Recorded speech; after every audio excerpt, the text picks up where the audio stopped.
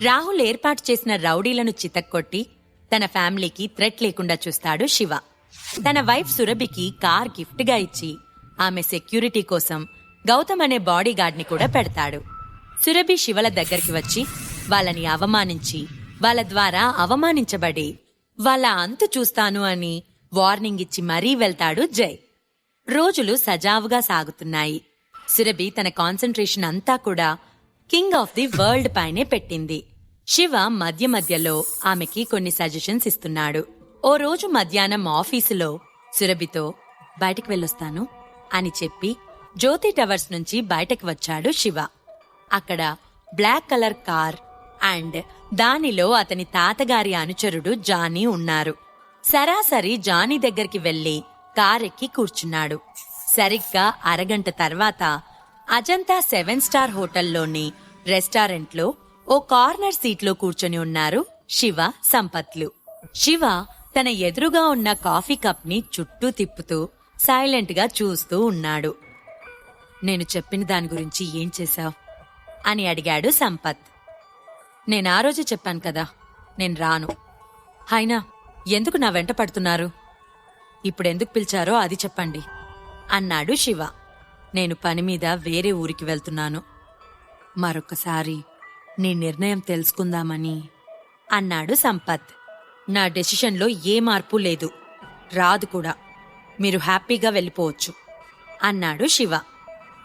నేనప్పుడు మిమ్మల్ని వదిలేయటం, శరణ్యకి విడాకులివ్వటం తప్పే. కాని అప్పుడు నాకు మరో దారి లేక చేయవలసొచ్చింది. నువ్వెందుకు అర్థం చేసుకోవడం లేదు అన్నాడు సంపత్. ఆపండి, మీరు మా అమ్మ పేరు పలకడం కూడా నాకిష్టం లేదు అని కోపంగా అన్నాడు శివ. నేను నీకోసం ఓ పెద్ద విల్లా కొన్నాను.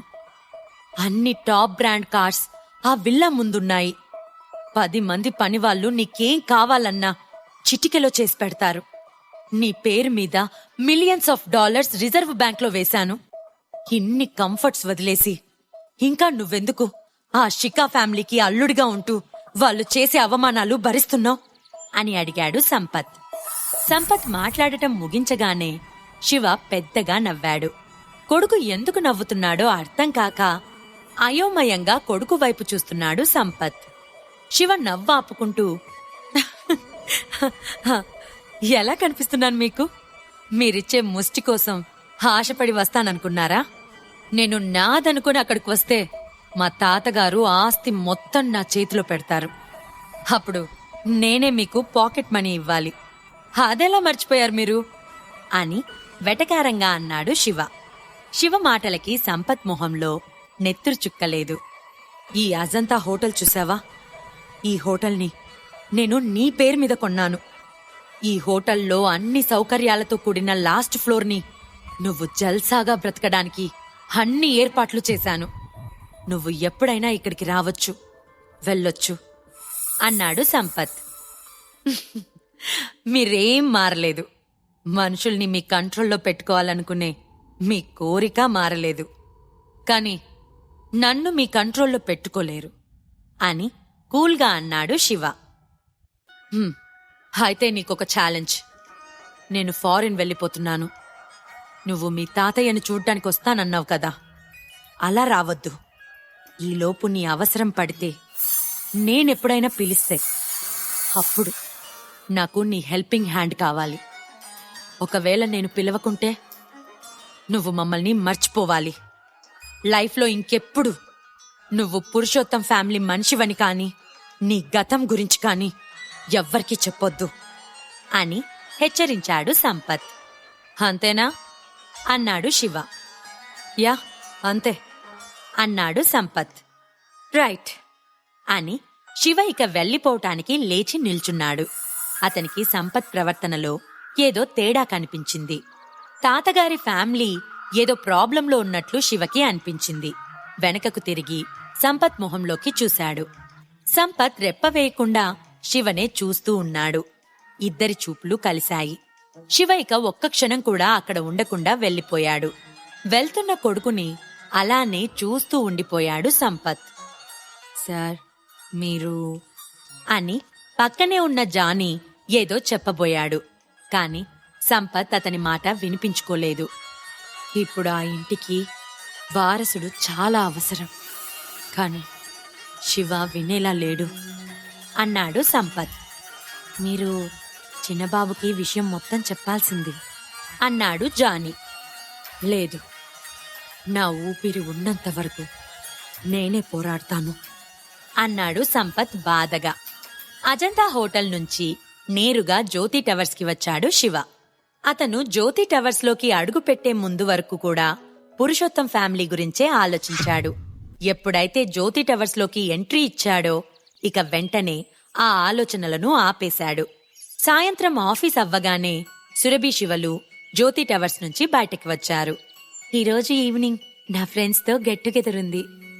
ఇన్ఫాక్ట్ ఎవ్రీ ఇయర్ మా ఫ్రెండ్స్ అంతా ఈరోజు కలుస్తూ ఉంటాం. సో ఈరోజు నువ్వు కూడా నాతో పాటు ఆ పార్టీకి వస్తావా అని శివని అడిగింది సురభి. పార్టీకి రమ్మని ఆహ్వానించటంతో సురభికి తనపై ఇష్టం కలుగుతుందని ఓ చిన్న ఆశ శివలో కలిగింది. శివ ఏం మాట్లాడకపోయేసరికి, మా ఫ్రెండ్స్లో కొందరు ఇబ్బంది పెట్టేవాళ్లు ఉన్నారు.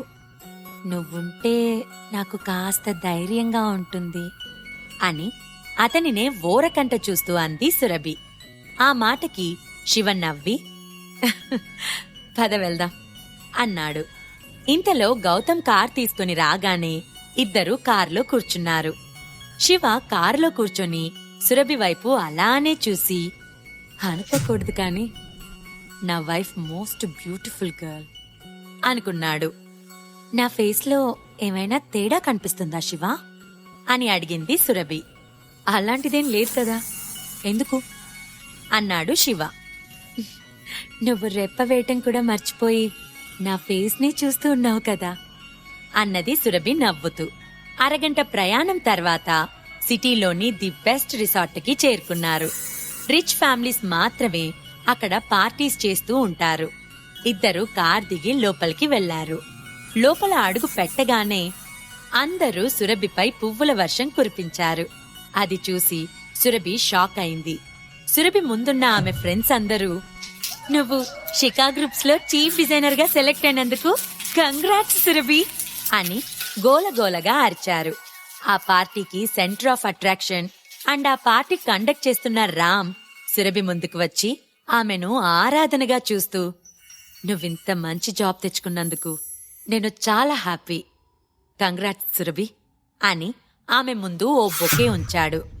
సురభి కాస్త ఇబ్బందిగా నవ్వి ఆ బొకే అందుకుంది. సురభి పక్కనే ఉన్న శివని చూసిన రామ్, ఇతనెవరు అన్నాడు. ఈ ప్రశ్నలకు సమాధానాలు తెలుసుకోవాలంటే నెక్స్ట్ ఎపిసోడ్ వినాల్సిందే. క్రింద ఇచ్చిన లింక్ ని క్లిక్ చేసి పాకెట్ ఎఫ్ఎం యాప్ ని ఇన్స్టాల్ చేసుకోండి. Stay tune to pocket FM.